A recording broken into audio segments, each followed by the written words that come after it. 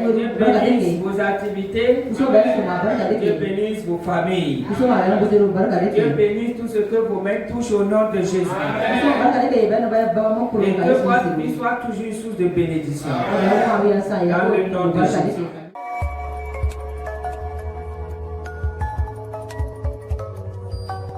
Dieu bénisse vos familles.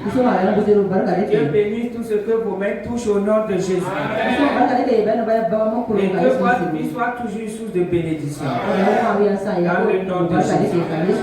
Nous allons continuer avec notre thème de l'année. Puisque ensemble nous pouvons le confesser. 1, 2, 3. Année de grâce, excellence et du don parfait. Donc nous sommes dans ce thème. Et nous travaillons pour que ce thème devienne un livre. Que Dieu bénisse toute l'équipe qui s'en occupe au nom de Jésus. Que Dieu libère pour nous toute correction nécessaire pour la manifestation tangible de ce livre au nom de Jésus. Que Dieu pourvoie tous les moyens matériels et financiers. Dans le nom de Jésus. Alléluia. Donc nous allons continuer avec ce thème et nous allons aborder, nous sommes sur la première série, le cœur qui attire Dieu. Nous voulons attirer Dieu, la source de toute grâce excellente et de tout don parfait. Parce que nous sommes convaincus que si nous avons Dieu, nous avons tout ce qu'il a, tout ce qu'il possède. Et donc, il nous faut chercher à savoir comment attirer ce Dieu. Que faut-il faire pour que ce Dieu soit attiré vers nous? Pour que ce Dieu vienne vers nous. Quoi qu'il y ait en nous et qu'il est avec nous. Si réellement nous avons ouvert notre cœur à Jésus et qu'il est notre Seigneur et Sauveur personnel, quoi qu'il soit en nous et avec nous, il peut ne pas agir en nous, il peut ne pas agir au travers de nous. Il peut être en nous être silencieux. Il peut être en nous être passif. Il peut être en nous être éteint. Il y a un autre verbe que j'oublie, que j'ai en train d'oublier. Il dit n'éteignez pas l'esprit, n'outragez pas l'esprit, c'est ça non? Il y a un troisième verbe que je suis en train d'oublier là.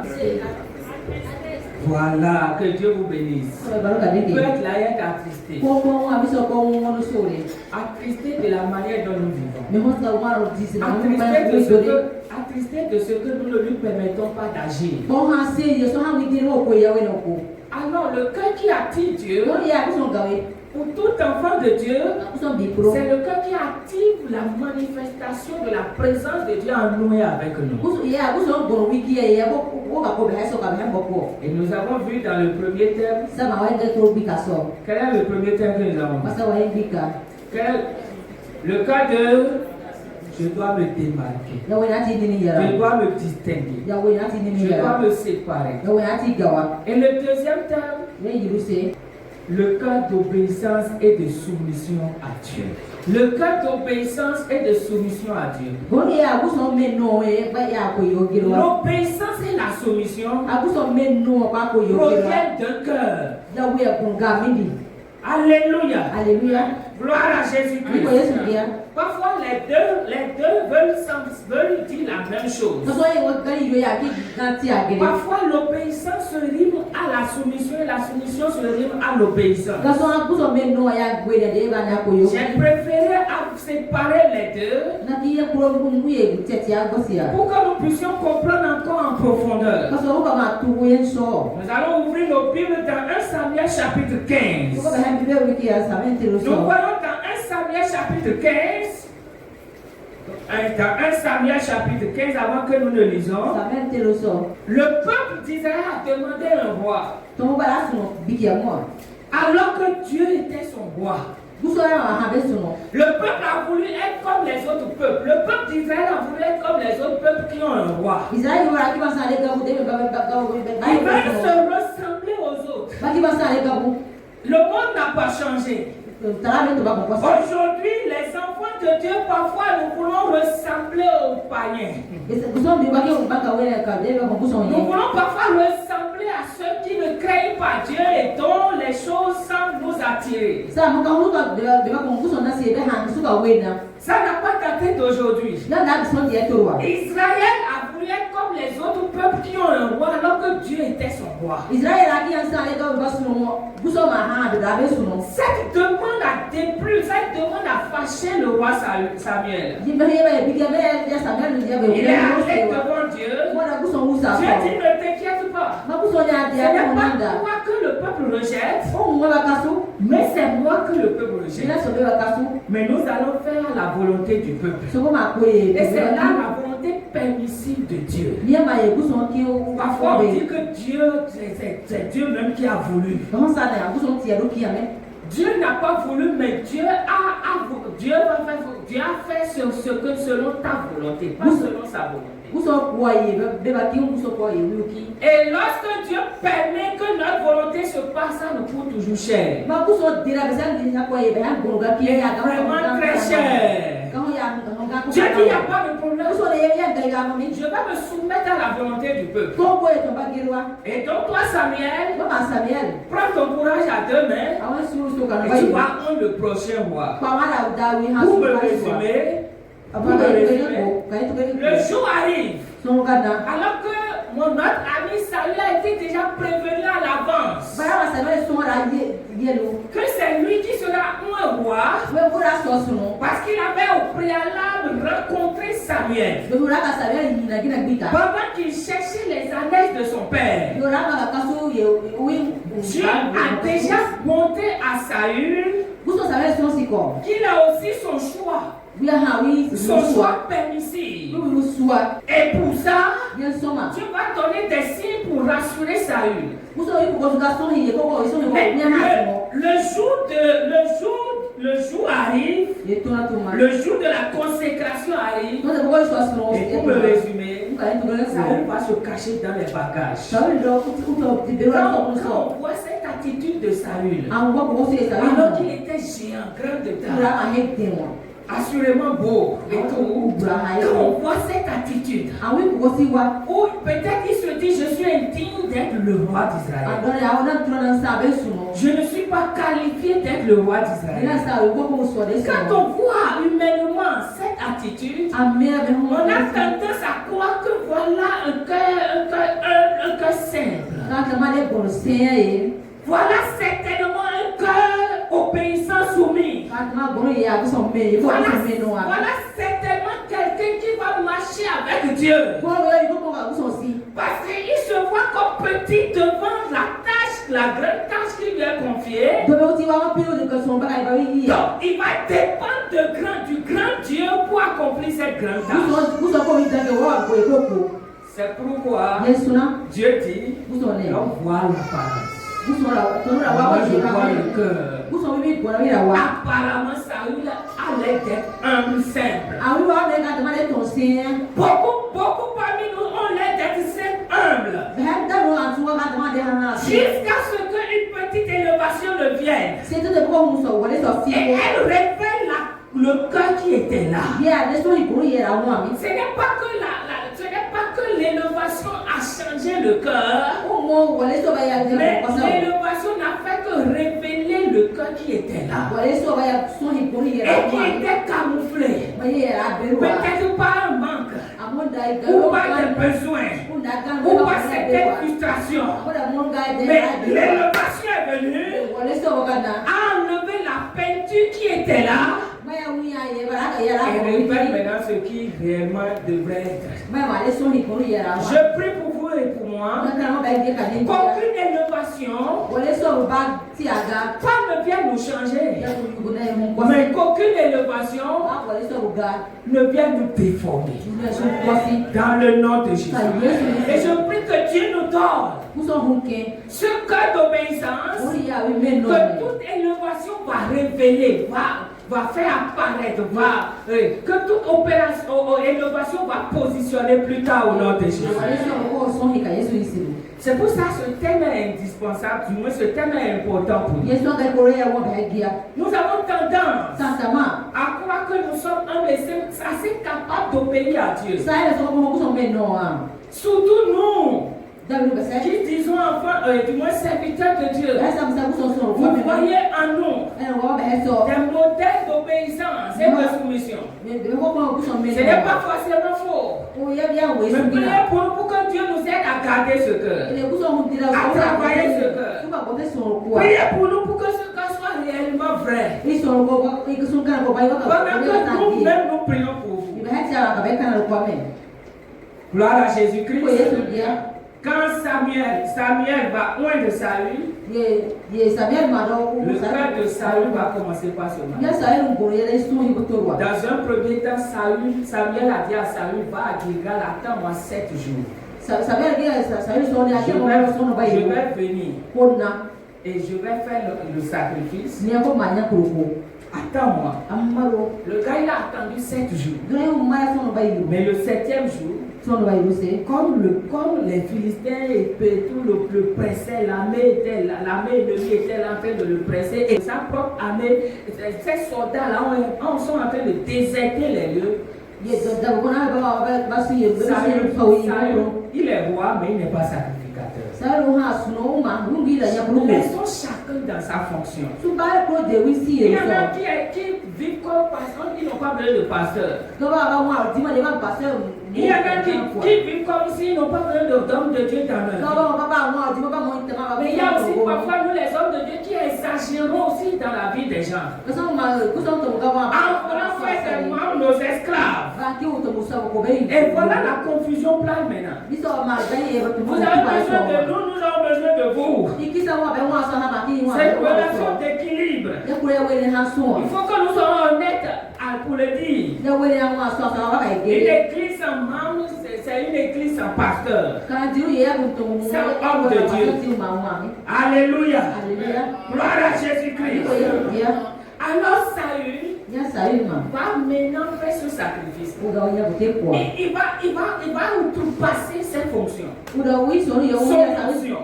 Et quand il finissait de faire le sacrifice, Samuel est venu. Et Samuel a dit, qu'est-ce que tu as fait comme ça? Donc, dans un premier temps, Saül a désobéi à Dieu. Je suis en train de parler pour que ceux qui ne sont pas habitués à l'histoire, quand on va lire le verset, puissent comprendre.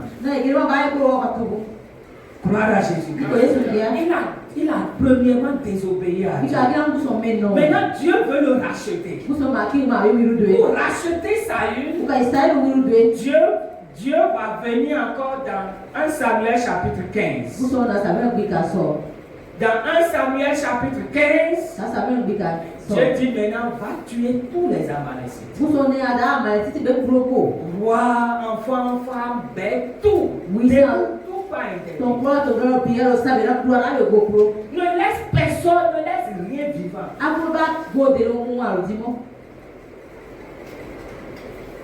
On peut dire que Saül a compris sa première erreur. Et maintenant va se racheter cette fois-ci. Mais le cœur là n'a pas changé. Le cœur de désobéissance là n'a pas changé. Frères et sœurs, ce matin, je nous exhorte à changer notre cœur de désobéissance. Saül va, il tue tout, mais il prend soin de garder le roi. Il va garder les meilleurs, les gros moutons, les grosses vaches, les gros bœufs, ainsi de suite. Et il va dire que c'est le peuple qui a voulu faire sacrifice avec. Il va mettre son erreur sur qui? Et parfois, c'est ce que nous faisons. Nos erreurs, là, nous les mettons sur le peuple. Pourquoi tel frère a quitté la foi? C'est vrai que le frère aussi a pour lui. Mais au lieu que l'homme de Dieu lui-même le rentre en lui-même, qu'est-ce que j'ai pu faire qui a laissé que cet enfant de Dieu là a quitté la foi? À chaque fois, nous devons nous remettre en cause. Parce qu'à un moment donné de ma vie, je me dis, je me vois étant déjà en train de faire ce que je devrais faire. Et je me fâche contre certains qui partaient. Jusqu'à ce que mon frère me dit non, mais là-haut, remets-toi en cause. Donc quand elle m'a dit ça, là, j'ai dit non, toi aussi, tu es avec moi, qu'est-ce que je ne fais pas? Et jusqu'à ce que je ne participe à une conférence où un jeune pasteur que j'ai déjà méprisé, j'ai dit non. On dit conférence et c'est les pères, et puis on nous amène ces jeunes-là. Nous les sommes de Dieu. Je n'ai pas parlé, c'est dans mon cœur. Maintenant, je leur prends le micro, je commence par prêcher. Et voilà, me voilà en train de noter. Et on a fini.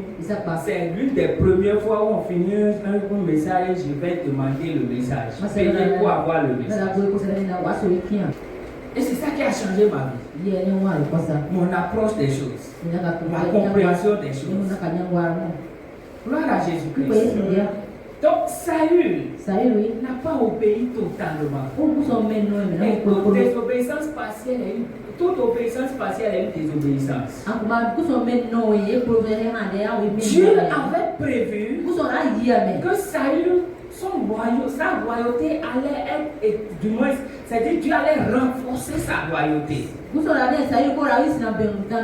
Et faire de sa lignée une lignée royale.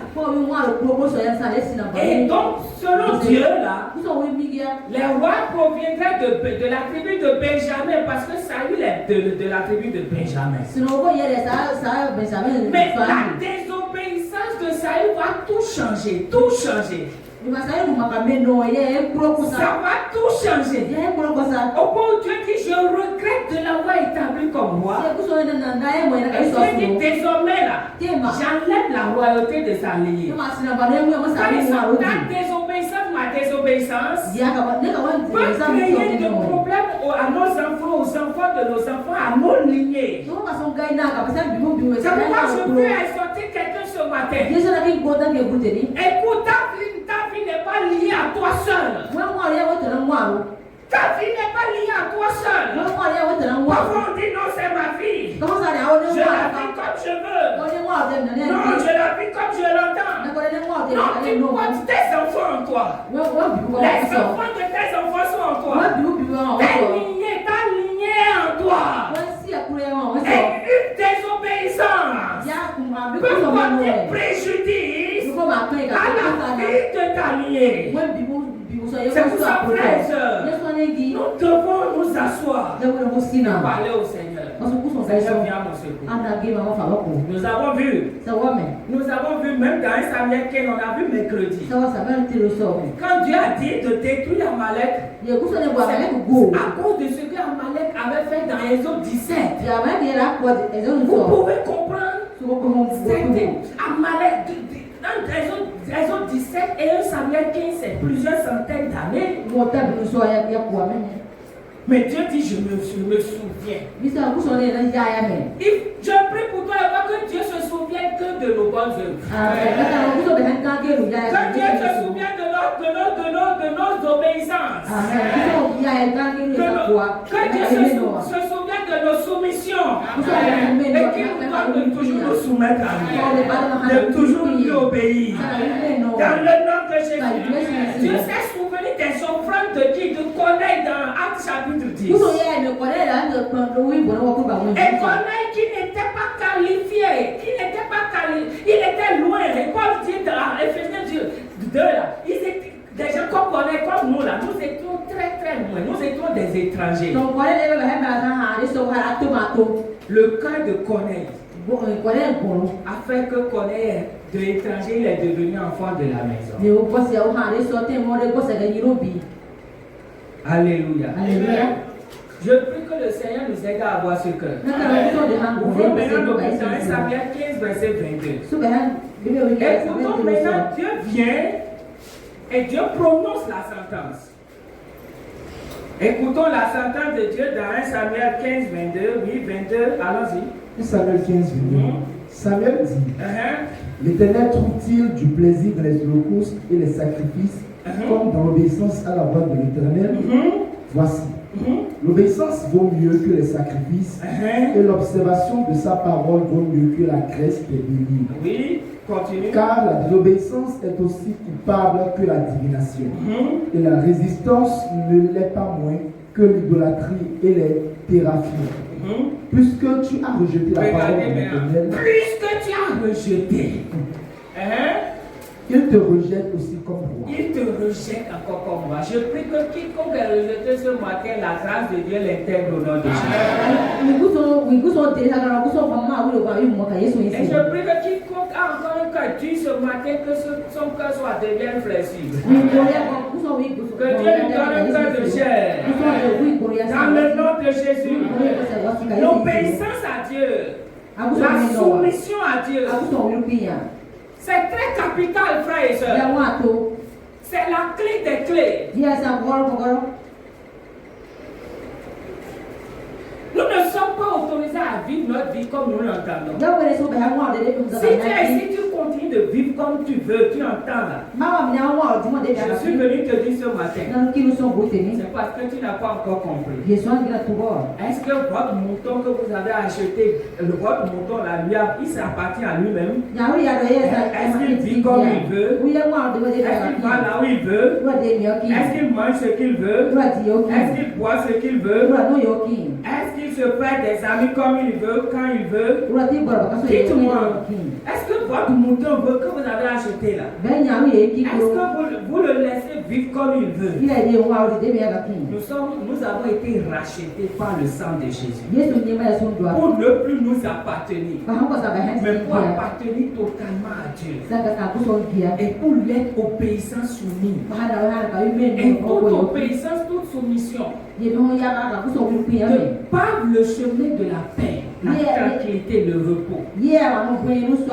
Notre soeur a dit, la voix lui dit, mais demain tu peux appeler, on va t'amener ça demain. Si elle avait écouté cette voix, regardez tout ce qu'elle aurait évité. Beaucoup parmi nous, si on avait obéi à Dieu, considérons tout ce que nous aurions gagné. Et quand nous avons désobéi à Dieu, considérons tout ce que nous avons perdu. Mais j'ai l'impression que nous les hommes, nous n'apprenons pas de nos erreurs. Nos désobéissances, nos insoumissions nous coûtent, mais nous n'apprenons pas. Quand je ne connaissais pas le Seigneur, j'avais pris un homme pata comme ça. Maintenant, ça m'a coûté ce que ça m'a coûté. Maintenant, Dieu dans sa grâce m'a délivré de cet homme. Et maintenant, en tant qu'enfant de Dieu, je dois encore refaire un choix. Dieu me donne l'occasion de refaire un autre choix. Maintenant, je vais encore prendre un panier. Dites-moi, est-ce que j'ai appris? J'aime les souffrances, non? C'est ça notre gros problème. On dit non, Dieu, il n'y a pas mon calibre dans l'église. S'il n'y a pas ton calibre dans cette église, va dans une autre église. Le plus important, c'est d'avoir quelqu'un qui craint Dieu, qui honore Dieu, qui connaît la valeur d'un être humain et donc la valeur d'une femme. Nos traditions ont déformé, nos traditions ont annulé même les valeurs de la femme. Nos cultures, nos traditions, tout ont dévalorisé la femme. Même certaines religions de façon globale ont pris la femme comme un objet. Et on éduque les gens, les enfants comme ça. La famille éduque comme ça. On va dans c'est pas, je vais dire à l'église, la religion aussi vient éduque comme ça. Tu dois avoir, on dit aux hommes, vous devez avoir des femmes, 4 femmes, 5, 6 femmes. La femme doit être comme ça à la maison. C'est quoi le chant quand tu cries, quand tu rugis à la maison? La femme doit rouler à terre, c'est les commentaires. Et c'est dans ça on est. Et puis on se dit qu'on est, on se donne de l'importance à ça. Je suis un mari. Ça c'est pas un mari. Ça c'est un misérable. Et parfois dans l'église, dans nos églises dites chrétiennes, où le modèle de mari doit être vu.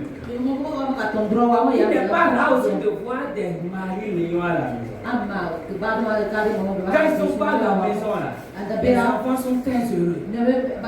Nous, quand on entend le ronflement de la voiture, le moteur de papa, parfois même il y en a certains enfants ils collent la tête au mur. À cause du papa. Si tes enfants ne peuvent pas être heureux pendant que tu rentres là, et t'accueilles la place pour dire qu'on est arrivé, papa. Est-ce que tu as fait beaucoup? C'est un échec. C'est un échec. Si ta femme, quand elle entend le ronflement de ta moto ou ta voiture, le cœur commence à le voir.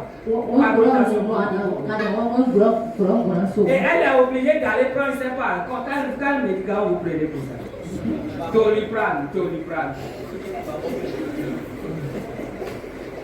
Je ne comprends pas, je ne comprends pas. Moi j'ai vu ça dans l'église et moi j'ai dit, moi je ne veux pas ce foyer. Et ma femme aura tellement peur de moi que quand je serai en erreur, elle ne peut pas me corriger. Elle ne peut pas me dire, elle ne peut pas me parler, elle n'ose pas. Gardez ça. Gardez ça. Gardez ça. Frères et sœurs, est-ce que tu es un modèle? Gloire à Jésus-Christ. La femme aussi doit être soumise.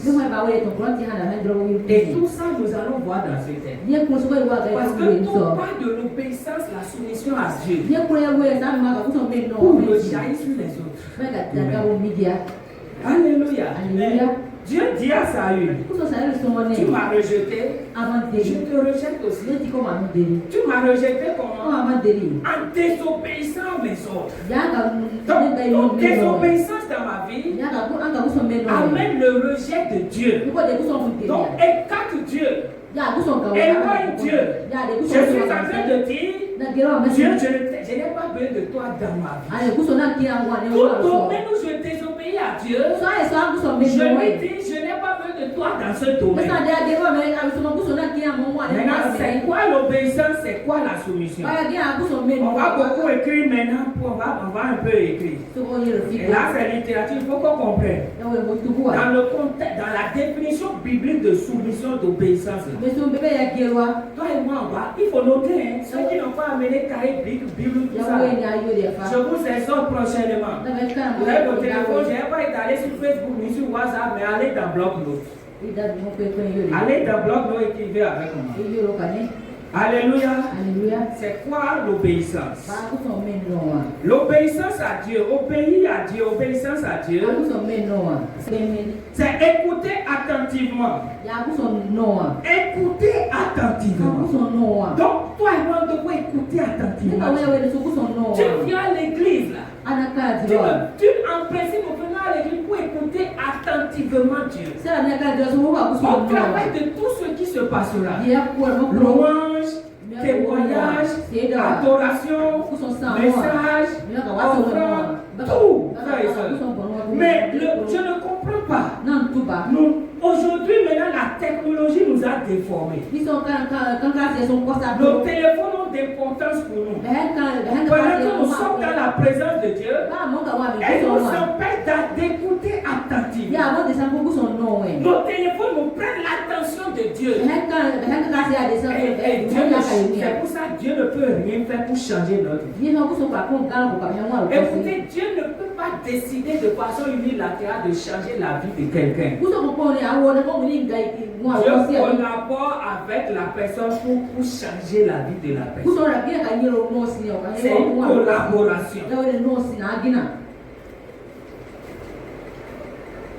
L'écoute attentive est très importante, frère. Quand tu viens, tes pensées sont où? Quand tu médites, tes pensées sont où? Quand tu pries, tes pensées sont où? C'est pourquoi, personnellement, même prière, papa, j'essaie de me concentrer. Parfois, il m'arrive de prendre du temps avant de me concentrer. Il faut que j'aligne mes pensées sur ce que intérieurement, mon cœur était sur ce qui veut sortir de ma bouche là.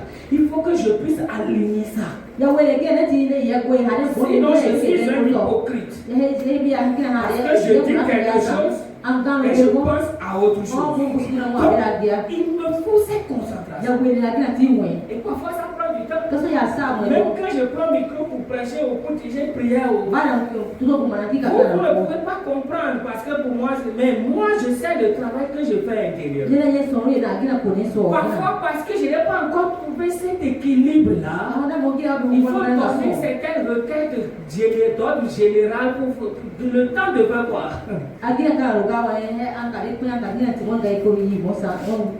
Dans mes messages, il faut aussi faire ce qu'il faut donner certains exemples ou bien le temps de. Parce que frère et soeur, si tu ne te connectes pas à la fréquence de Dieu, tu ne peux pas l'écouter. Il y a les radios là. Chaque radio a sa fréquence. Si tu veux écouter RFI ici à Parakou, tu ne peux pas prendre 90. À côté c'est 90, non? Fréquence 90. Tu ne peux pas amener 90 ici. Tu vas écouter soit une autre radio, ou bien tu vas écouter tout le temps. Donc, nous devons travailler pour être à la fréquence de Dieu. Pour pouvoir l'écouter. Et donc il y a un travail que nous devons faire à la maison. S'il vous plaît, avant de venir au programme, ayez, même si c'est 5-10 minutes, criez à Dieu, concentrez-vous. Si vous n'avez pas pu faire avant de venir, restez dans un coin et faites ça. C'est très important. C'est pour ça que je dis à mes amis qui passent par ici là. Personne ne passera par ici en faisant pas sa parole. Passe du temps dans la présence de Dieu avant de venir devant nous ici. C'est très important. C'est très capital. Frères et sœurs, chacun. Nous ne sommes pas dans une famille où c'est les aînés qui doivent écouter Dieu, qui doivent écouter papa pour les petits frères. Chaque enfant doit écouter son papa. Maintenant, quand l'enfant sait que sa relation avec son papa n'est pas au beau-fils, il envoie quelqu'un d'autre. Va prendre mon petit chéri chez papa. Va dire à papa que j'ai besoin de mon cahier de leçons infini. Parce que lui-même il sait que s'il va voir papa, il y a problème. Frère et soeur, s'il y a problème entre ton père et toi là, va régler. C'est ça beaucoup, c'est parce que prier pour nos frères, prier pour nous. Je ne suis pas en train de dire que tous ceux qui disent ça c'est comme ça, non. Mais il y a certains là. Dans le cœur de culpabilité, le cœur de ce que, à cause de ce tout ça, ils sont indignes d'aller vers le Père. Ils nous envoient non seulement des requêtes.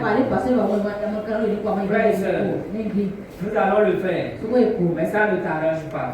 Va régler ton problème avec lui. Gloire à Jésus-Christ. Gloire à Jésus-Christ. Donc, écoutez attentivement. Se soumettre volontairement. Non pas contre volontairement. Mettre en pratique la volonté de Dieu. Et la volonté de Dieu est écrite ou orale. La volonté de Dieu est écrite lorsque tu médites la parole de Dieu.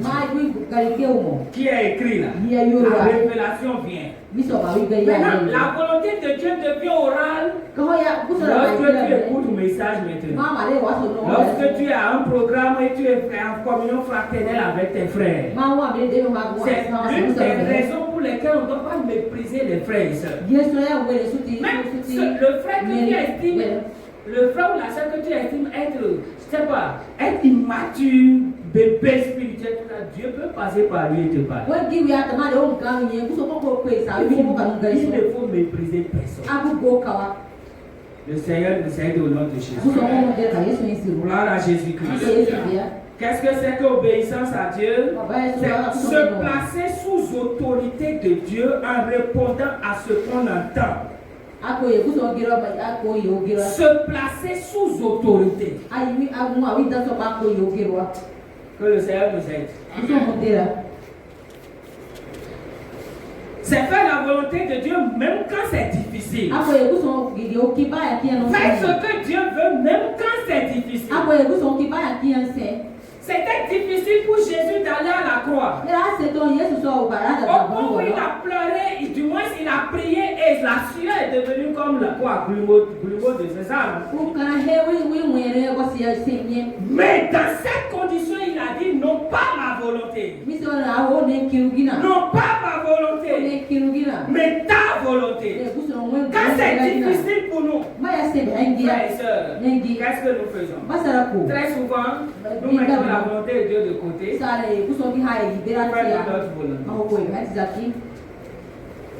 On dit Dieu comprend. Quand un enfant de Dieu commence par dire Dieu comprend, son frère, c'est entre lui et moi. On se connaît. Quand ces mots-là commencent par sortir, il faut savoir que ce frère ou cette soeur-là, quelque chose se passe. Quand c'est difficile, Dieu veut voir l'obéissance. Parce que quand c'est facile, c'est facile. C'est facile. Mais quand c'est difficile, quand c'est en pleurant, tu dis Seigneur, mais je vais faire. C'est ça. Dieu honore toujours ceux dont l'obéissance est dans les larmes. Alléluia. Respectez les commandements de Dieu. Faire confiance à Dieu au-delà de nos raisonnements. Et c'est un gros problème pour vous et moi qui avons étudié un peu. C'est un gros problème pour les soeurs qui ont étudié un peu. C'est un gros problème pour nous qui avons fait le droit, mathématiques, ceci, économie. Parfois c'est un gros problème. Notre intelligence ne nous aide pas. Parce que notre intelligence nous amène à mettre Dieu dans une boîte. Que Dieu nous aide. Raisonnement. On raisonne, on va à gauche, on va à droite, on va à gauche, on va à droite. Et quand tu parles, ce que tu dis est fondé. Mais fondé sur quoi? Fondé sur les réalités naturelles. Fondé sur les considérations humaines. Logiquement parlant, tu as raison. Mais la logique de Dieu est une folie. La logique des hommes est une folie pour Dieu. La logique de Dieu est une folie pour les hommes. C'est pourquoi quelqu'un doit pouvoir dire Seigneur. C'est pour ça que Paul dit dans 2 Corinthiens, combien maintenant? 2 Corinthiens 10, non? Il dit nous renversons les forteresses, les raisonnements, c'est ça, hein, qui s'opposent à la connaissance. Parce que lui-même était un raisonneur. Que le Seigneur nous aide. Que la grâce de Dieu surabonde. Dans le nom de Jésus. Se soumettre par amour, par contrainte. Aimer Dieu au point d'agir selon sa parole. Aimer Dieu au point d'agir. Donc, l'obéissance est rien d'autre que la manifestation de l'amour. C'est quand Dieu dit aime-moi. Et pour que je sache que tu m'aimes, c'est ton obéissance. On va aller rapidement se soumettre à Dieu. C'est aussi se placer volontairement sous l'autorité de Dieu. Volontairement. Dieu n'est pas comme le diable qui nous contraint, qui nous force. Dieu laisse toujours la volonté. La volonté de choisir.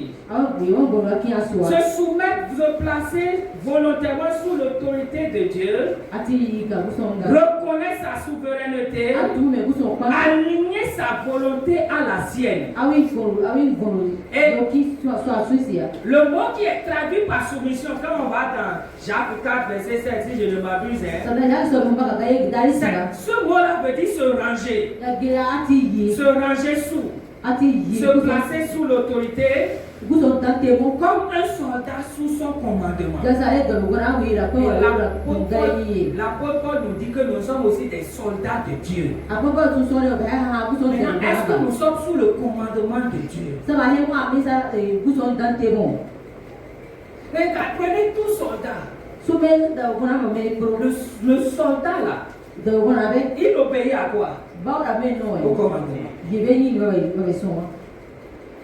Même si le commandement défie sa volonté, il obéit.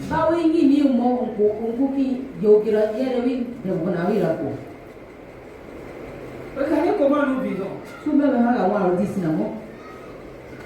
Est-ce que notre vie là, si on prend, on peut voir que ça c'est une vie qui est sous commandement. Ça. On insulte parfois comme on veut. On jure comme on veut. On va dans les bars comme on veut. Tu trouves 5 francs. Au lieu de penser à ta femme, tes enfants, l'avenir de tes enfants, c'est les amis. Ces amis-là vont prendre soin de tes enfants plus tard. Dis-moi. Quand tu as des amis, je prie que le Seigneur touche ton cœur et que tu continues d'avoir. Parce que le jour où tu n'en auras pas, tu seras déçu. Ceux qui disent, grand frère, oh tu es bon là. Tu dois les méconnaître. Frères et sœurs, la sagesse. Parce que 5 francs rentrent dans ta main. Honore Dieu, honore ta famille. Celle qui a souffert, celle qui crie pendant que tu es dehors là, au travail, celle qui fléchit les genoux pour toi, celle qui a défié des gens pour te marier, pour te choisir.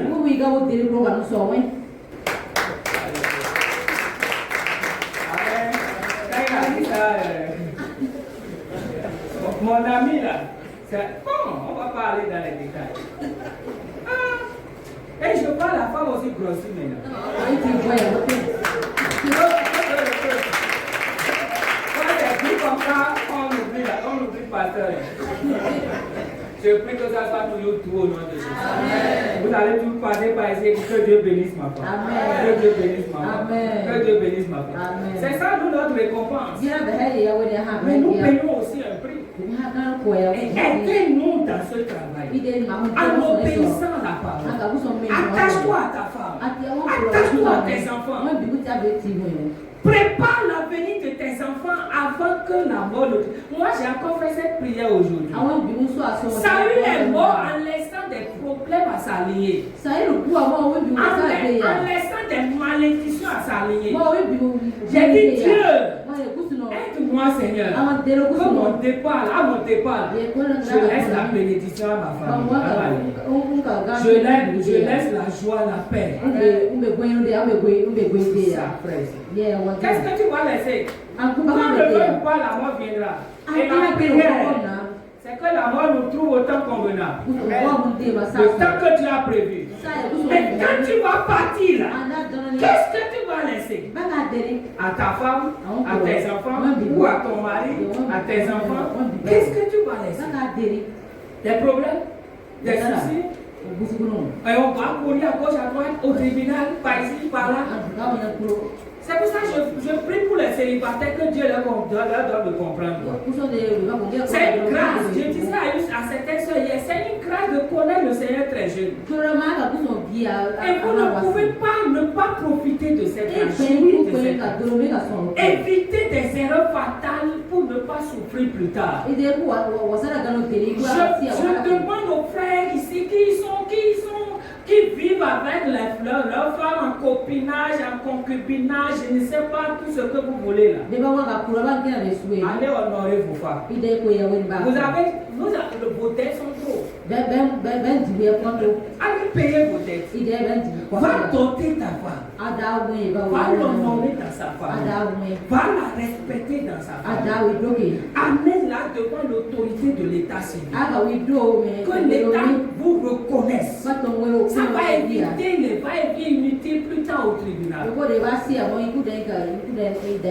Ça va éviter plus tard les guerres familiales inutiles.